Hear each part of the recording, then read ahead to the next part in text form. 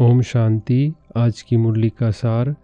मीठे बच्चे, तुम भारत के मोस्ट वैल्यूबल सर्वेंट हो।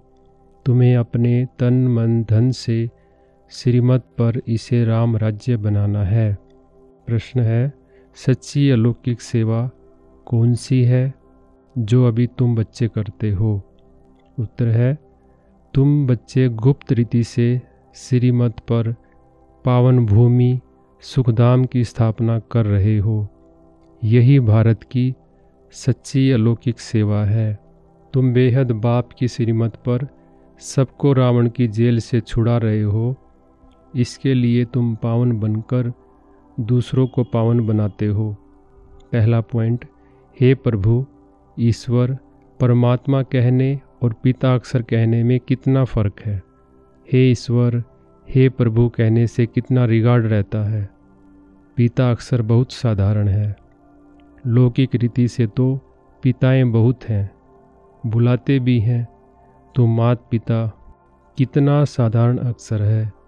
ईश्वर व प्रभु कहने से समझते हैं वह क्या नहीं कर सकते हैं। बाप को बुलाते भी इसलिए हैं कि आकर पतित से पावन बनाओ।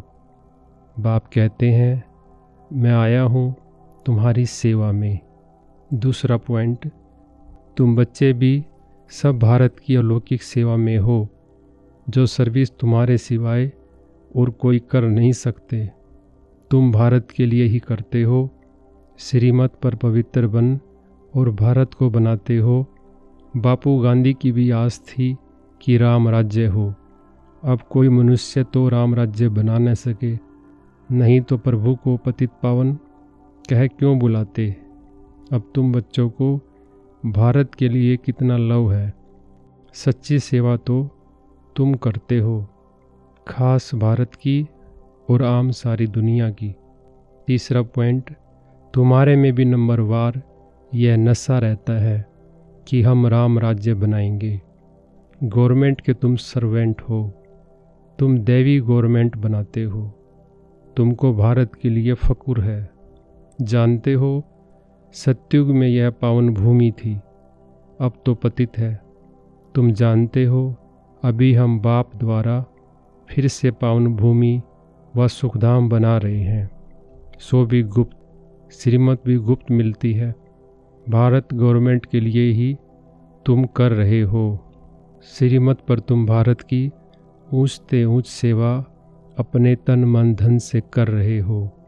चौथा पॉइंट, तुम्हारी लड़ाई भी है 5 विकारों रूपी रावण से, जिस रावण का सारे पृथ्वी पर राज्य है।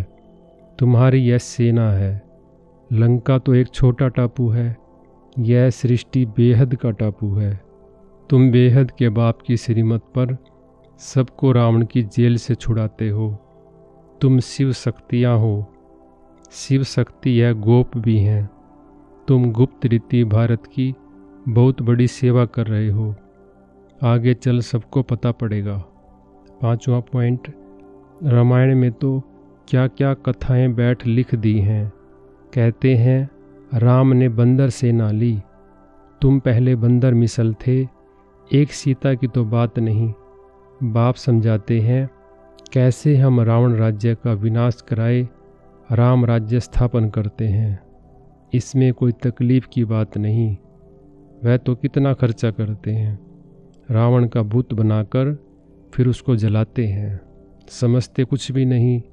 बाकी सारी दुनिया रावण की मत पर है। तुम हो राम की श्रीमत पर। राम कहो, शिव कहो, नाम तो बहुत रख दिए हैं। तुम बच्चे भारत के मोस्ट वैल्यूबल सर्वेंट हो श्रीमत पर। छठा पॉइंट, तुम जानते हो सतयुग में हमको कितना सुख मिलता है, कारून का खजाना मिलता है। वहाँ एवरेज आयु भी कितनी बड़ी रहती है। वे हैं योगी, यहाँ हैं सब भोगी। वह पावन, यह पतित। कितना रात दिन का फर्क है। श्री कृष्ण को भी योगी कहते हैं, महात्मा भी कहते हैं, परंतु वह तो सच्चा महात्मा है। उनकी तो महिमा गाई जाती है, सर्वगुण संपन्न। आत्मा और शरीर दोनों पवित्र हैं। सातवां पॉइंट, बाप समझाते रहते हैं अच्छे अच्छे पोजीशन वाले जो हैं, बिड़ला को भी समझा सकते हो इन लक्ष्मी नारायण ने यह पद कैसे पाया, क्या किया, जो इन्हों के मंदिर बनाए हैं। बिना ऑक्यूपेशन जाने पूजा करना भी तो पत्थर पूजा अथवा गुड़ियों की पूजा हो गई। और धर्म वाले तो जानते हैं क्राइस्ट फलाने समय पर आया, फिर आएगा। 8वां पॉइंट, तुम बच्चों को कितना रूहानी गुप्त फकूर होना चाहिए, रूह को खुशी होनी चाहिए। आधा कल्प देह अभिमानी बने हो, अब बाप कहते हैं अशरीरी बनो, अपने को आत्मा समझो। हमारी आत्मा बाप से सुन रही है और सत्संगों में कभी ऐसा नहीं समझेंगे। यह रूहानी बाप रूहों को बैठ समझाते हैं, रूह ही सब कुछ सुनती है ना। 9वां पॉइंट, ड्रामा में जो कल पहले हुआ है वह रिपीट होता है। ऐसे नहीं कि ड्रामा पर रुक जाना है, ड्रामा में होगा तो मिलेगा। स्कूल में ऐसे बैठे रहने से कोई पास हो जाएंगे क्या? हर एक चीज़ के लिए मनुष्य का पुरुषार्थ तो चलता है, पुरुषार्थ बिगर पानी भी मिल न सके। सेकंड बाय सेकंड जो पुरुषार्थ चलता है वह प्रारब्ध के लिए, यह बेहद का पुरुषार्थ करना है, बेहद के सुख के लिए। 10वां पॉइंट, तुम्हें कितना फर्स्ट क्लास ज्ञान मिला है, तुमको कितनी खुशी होनी चाहिए, कितना हाईएस्ट बाप दादा है और कितना सिंपल रहते हैं। बाप की ही महिमा गाई जाती है, वह निराकार निरंकारी है। बाप को तो आकर सेवा करनी है ना। बाप हमेशा बच्चों की सेवा कर उनको धन दौलत दे, खुद वानप्रस्थ अवस्था ले लेते हैं, बच्चों को माथे पर चढ़ाते हैं। तुम बच्चे विश्व के मालिक बनते हो। सच्चा निष्काम सेवाधारी तो एक बाप ही है। तो बच्चों को कितनी खुशी रहनी चाहिए, परंतु माया भुला देती है। इतने बड़े बाप दादा को भूलना थोड़ी चाहिए। दादा की मिल्कियत का कितना फखुर रहता है। तुमको तो शिव बाबा मिला है।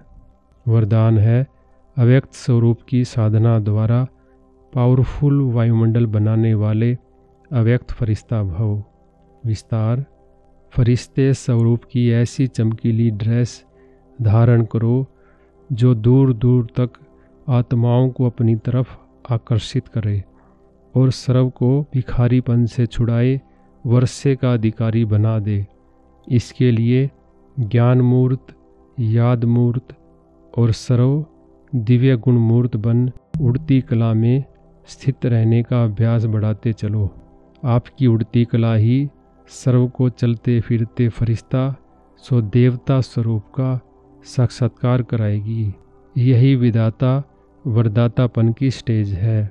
स्लोगन है, सर्वशक्तिमान बाप को प्रत्यक्ष करने के लिए एकाग्रता की शक्ति को बढ़ाओ।